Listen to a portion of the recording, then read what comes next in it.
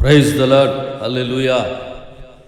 మహాదేవుని కృప మనందరితో కూడా ఉండును గాక.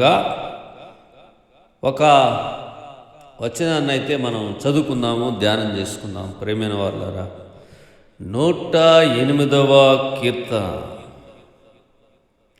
4వ చరణం. 108 కీర్తన 4వ చరణం. యెహోవా నీ కృప ఆకాశము కంటే ఎత్తైనది.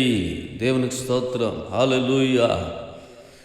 ఇక్కడ దేవుని యొక్క కృప ఆకాశము కంటే మహా ఎత్తైనది. Praise the lord. ఎవరికి కృప? దేవుని ప్రజలకు, నీకు నాకు. ప్రైజ్ ది లార్డ్, హల్లెలూయా. ఆయన బిడ్డలైన మనకు, ఆయనను ఆరాధించేవారికి, ఆయనను సేవించేవారికి, ఆయన కుమారులు కుమార్తెలు.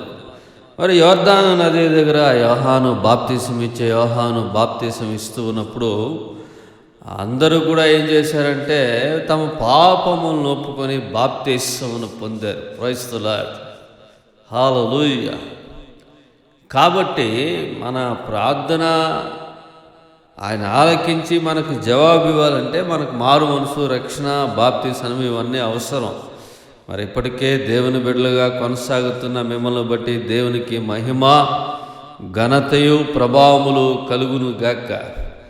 కాబట్టి నేను ఈ వేదనలో ఉంటున్నాను. ఈ ఉదయం నీకు చెప్పాలంటే సమాధానం కలుగును గాక. మొట్టమొదటగా ఈ ఉదయం నీకు దేవుని ఆశీర్వాదములు కలుగును గాక. ఈ ఉదయం దేవుని యొక్క అత్యున్నతమైన కృప నీ మీద ఉండును గాక. దేవుని భద్రత, రక్షణ నీకు తోడై ఉండును గాక. కాబట్టి తమ పాపములను ఒప్పుకొని వారు బాప్తిసం పొందారు గనుక పాపంలో ఉండి దేవుని మందిరానికి వెళ్తే ఆ కాసేపు బాగుంటుంది, వినంతసేపు. మళ్ళా బయటకు వస్తే యథా రాజా తదా ప్రజ అన్నట్లుగా ఉంటుంది జీవితం. ఎందుకంటే ఆ యొక్క దేవుని వాతావరణములో నువ్వు ఉన్నప్పుడు అది నీకు దీవెనకరంగా ఉండడం నిజమే, వాస్తవం. కానీ ఎప్పుడైతే నువ్వు దేవుని యొక్క మందిరాన్ని, దేవుని సన్నిధిని విడిచి వెళ్తావో మరలా నీకు ఆందోళన, సమస్యలు, ఇబ్బందులు, ఆటంకాలు. నేను ఉన్నవారి గురించి చెప్తున్నాను, లేని వారికి వస్తాయని చెప్పట్లేదు. ఇక్కడ నా అంశం అది కాదు, సబ్జెక్ట్. కాబట్టి ప్రియమైన దేవుని బిడలారా,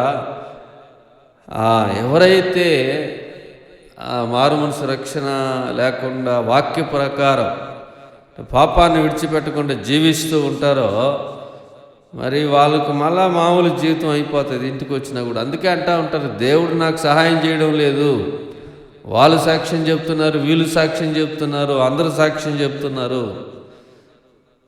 కాదండి, నీ పట్ల ఆయన కృప, నువ్వు ఎవరైనా ఈ ఉదయం వేళ నేను ఎవరైనా ఆకాశము కంటే ఎత్తుగా ఉంటూ ఉన్నది ఆయన కృప నీ పట్ల.